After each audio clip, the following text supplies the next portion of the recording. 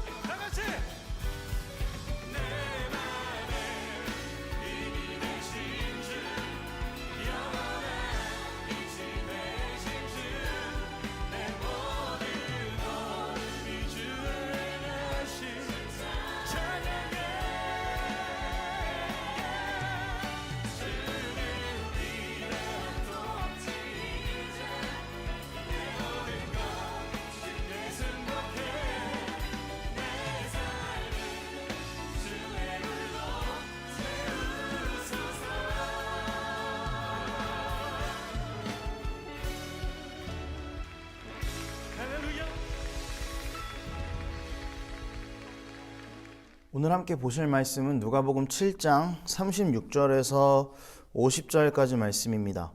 누가복음 7장 36절에서 50절까지 말씀입니다. 제가 읽을게요.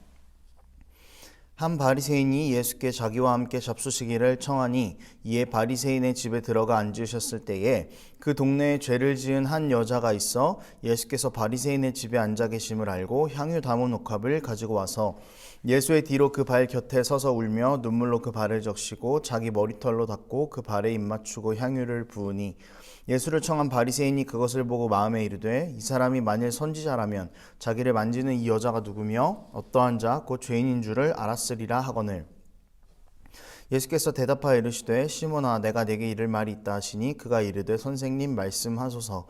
이르시되 빚주는 사람에게 빚진 자가 둘이 있어 하나는 500데나리온을 졌고 하나는 50데나리온을 졌는데 갚을 것이 없으므로 둘 다 탕감하여 주었더니 둘 중에 누가 그를 더 사랑하겠느냐.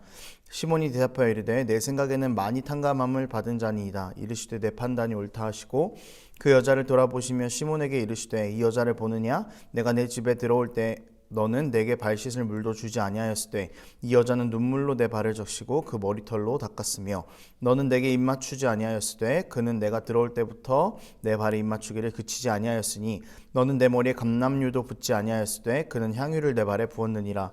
이러므로 내가 내게 말하노니 그의 많은 죄가 사하여졌도다. 그의 사랑함이 많음이라 사함을 받은 일이 적은 자는 적게 사랑하느니라. 이에 여자에게 이르시되 내 죄사함을 받았느니라 하시니 함께 앉아있는 자들이 속으로 말하되 이가 누구이기에 죄도 사하는가 하더라. 예수께서 여자에게 이르시되 내 믿음이 너를 구원하였으니 평안히 가라 하시니라. 저는 넷플릭스로 드라마를 되게 많이 보는 편이에요. 원래는 영화를 좀 좋아해가지고 이제 넷플릭스를 좀 신청을 했는데 요즘은 영화관도 잘 못 가고 또 넷플릭스에 있는 영화들도 조금 한정적인 부분이 있다 보니까 드라마를 좀 많이 보기 시작했습니다. 그런데 이제 넷플릭스 드라마들 중에서 시즌제로 된 드라마들을 보면은요 특징이 있어요. 뭐냐면은 마지막 장면에는 늘 다음 시즌을 암시하는 열린 결말로 끝나버리는 경우들이 있죠. 대표적으로 몇몇 드라마들이 있는데 이거는 청소년 불가 드라마이기 때문에 이름은 언급하지 않을 거고요. 좀 청소년들이 볼만한 드라마, 옛날 드라마 중에 조진웅, 김혜수, 이재훈 배우가 나왔던 시그널이라는 드라마도 일종의 열린 결말이죠. 열린 결말을 보면서 우리는 막 추측을 하는 거예요. 그리고 상징물들을 찾아내죠. 네이버에 검색을 합니다. 시그널 결말, 시그널 시즌2 이제 이런 것들을 계속 검색하면서 이게 뜻하는 게 뭘지 어떤 결말이 이어질지를 계속 추측을 해 나갑니다. 이건 이렇게 됐으니까 시즌2는 이렇게 진행이 될 거야. 시즌2가 나올 거야. 이런 대사들이 이런 뜻이었고 이건 아마 시즌2의 어떤 부분에 대한 떡밥일 거야. 이제 이런 생각들을 하면서 등장인물들의 대사를 또 되짚어보기도 하고요. 상황들을 되짚어보기도 하죠. 문제는 시그널은 아직도 시즌2 소식이 없다라는 겁니다. 그래서 조금 기다리면서 하루하루를 보내고 있는데 아무튼 이 열린 결말은요 우리에게 늘 궁금증을 안겨다 줍니다. 그리고 다시 한번 드라마의 주제를 깊게 생각해 볼 수 있게 하는 그런 장치가 되기도 합니다.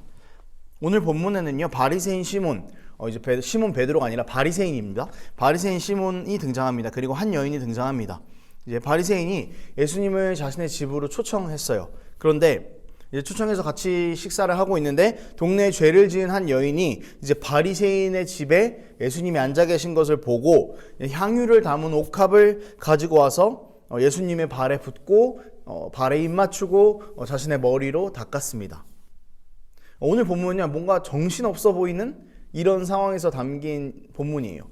그리고 특히 예수님께서 오늘 본문의 마지막에 보면은요 내 믿음이 너를 구원했다 평안히 가라 라는 말씀을 하시는데 이 평안히 가라 라는 것이 일종의 열린 결말인 거예요. 왜냐하면 이 여자가 어떻게 됐는지 아무도 모르거든요.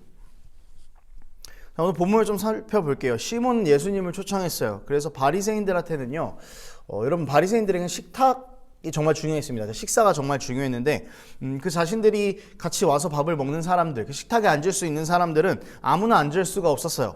내 사람이야 라고 생각하는 사람들, 그러니까 자기랑 같은 사람들만 앉았겠죠. 그래서 우리는 깨끗해, 우린 진짜 율법 잘 지키거든, 이런 사람들만 모여서 같이 식사를 했습니다. 그런데 이 선을 그어놓은 식탁 안에 초대받지 않은 손님이 등장합니다. 그 당시에 동네에서 죄인이라고 낙인 찍혔던 여자가 식탁으로 들어오게 되는 거죠. 그리고 향유를 붓고 예수님의 발을 닦는 행동을 하기 시작합니다. 거기 앉아있던 모두가 당황했을 겁니다.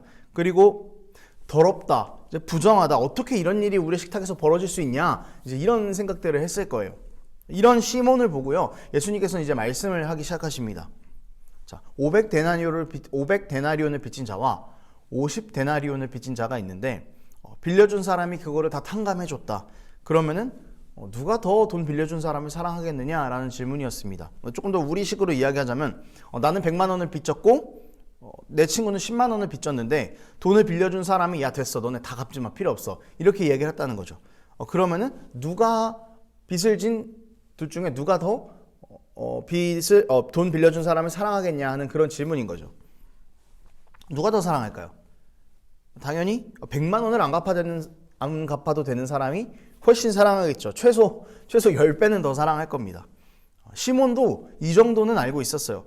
이 말씀을 하시고 예수님께서는 시몬과 여자의 행동을 비교하기 시작하십니다. 44절 밑으로 쭉 보면은요, 시몬은 예수님을 초대해 놓고 발 씻을 물도 주지 않았습니다. 이 당시에는 모래바닥이었고 제대로 된 도로가 없었기 때문에 당연히 집에 들어오면은 발이 더러운 건 당연하죠. 그래서 보통 종들이 들어온 사람들의 발을 닦아주고 했는데 보면은 발 씻을 물도 주지 않았다라고 이야기하고 있습니다. 입맞추지도 않았고 감람유도 붓지 않았다고 그렇게 이야기합니다. 향유보다 훨씬 저렴한 감람유죠. 근데 뭐냐면 예수님을 대하는 자세와 예수님을 대하는 마음이 부족했다라는 것입니다. 그런데 이것과 비교되게 여자는 가장 비싼 향유, 이것을 발에 붓고 입을 맞추고 머리로 그것을 닦아냅니다.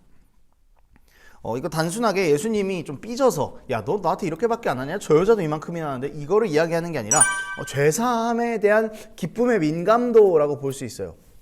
바리새인은 예수님을 불러놓고 의심까지 합니다. 여자가 예수님 앞으로 오니까 39절에서는 이 사람이 선지자면은 이 여자가 죄인인지 알걸? 이제 이런 얘기까지 속으로 하고 있죠. 이 본문에 보면요, 여러분, 마지막에 예수님의 마지막 대사 평안히 가라라는 게 정말 많이 와닿았던 것 같아요. 마치 바리새인들은 평안을 가지고 있지 못하고 저 여자가 참된 평안을 가지고 있다고 예수님께서 말씀하시는 것처럼 보입니다. 44절에서 다시 말씀하세요. 이 여자를 보느냐.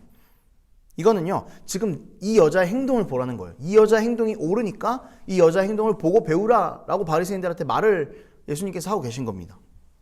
앞에서도 말씀드렸지만요, 바리새인들의 식탁은 선긋기였어요. 이 자리에 함께 할 수 없는 사람들은 그냥 부정한 사람들이라는 거죠. 이 자리에 앉을 수 있는 사람만이 평안한 사람이다라는 겁니다. 바리새인들에게 평안한 사람은 율법대로 정결한 사람을 말하는 것이기도 했지만 이미 그들의 평가는 율법에 순종하는 것이 평안한 거야, 율법에 순종하는 게 정결한 거야 라는 거를 말하는 그 순수함을 잃어버린 지 오래됐어요. 그냥 그거를 지키니까 나는 이만큼이나 지켜, 그래서 내가 정결해 라고 하면서 일종의 자신들만의 새로운 선긋기를 만들어내는 거죠. 평안의 기준들은요, 그냥 사실 율법은 그냥 허울 뿐인 거고 자기들이 만들어낸 기준인 겁니다.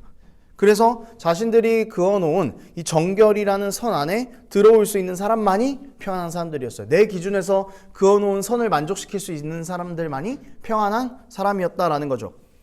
겉으로는 율법에 잘 순종을 하니까, 율법을 잘 지키니까 평안한 사람들처럼 바리새인들이 보일 수 있을 것 같아요. 하지만 예수님은 그것이 다 틀렸다라고 말씀하십니다. 야, 이 여자를 봐. 너네가 평안한 게 아니야. 이 여자가 평안한 거야 라고 하시면서 바리새인들이 보는 앞에서 평안히 가라라고 작별 인사를 하고 계시죠. 여러분, 여자가 했던 일, 여자가 붙잡았던 일은요, 딱 하나였습니다. 죄사함의 기쁨을 참을 수 없었다라는 것이죠. 그녀는요, 초대받지 못한 자리로 뛰어들었어요. 자신을 죄인이라고 생각하는 사람들 사이로 뛰어들었습니다. 그리고 내 죄를 사해 주신, 나에게 자유함을 주신, 나에게 평안함을 주신, 구원해 주신 예수님께 자신이 드릴 수 있는 가장 최선의 것으로 보답을 했습니다.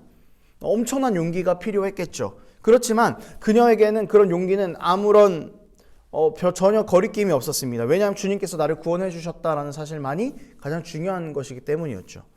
주님께서 나를 구원하셨으니까, 내 삶이 완전히 바뀌었으니까 죄사함을 받은 기쁨 때문에 사람들 앞에 서야 하는 창피함도 초대받지 않았다라는 사실도 중요하지 않았습니다. 죄사함, 기쁨 그 자체가 그녀에게는 너무 중요했던 거죠. 그래서 내 죄를 사해 주신 예수님을 그 자리에 있는 누구보다도 더 사랑하는 것, 누구보다도 그 자리에 있는 누구보다도 더 내 최선의 삶을 다해서 섬기는 것. 그것이 그 여자에게는 예수님께 감사함을 표현하는 방법이었다라는 겁니다. 여러분, 죄사함의 기쁨이 이렇게 큰 거예요. 세상의 시선, 세상의 기준, 그 기준들이 아무것도 아닌 것처럼 여겨집니다. 오직 나를 구원하신 예수님만 중요한 것이죠. 그래서 그분께 내가 가진 가장 귀한 것으로 드리고 싶은 것이고, 내가 살아갈 수 있는 모습 중에서 가장 주님께서 기뻐하시는 모습으로 살려고 발버둥을 치는 것입니다.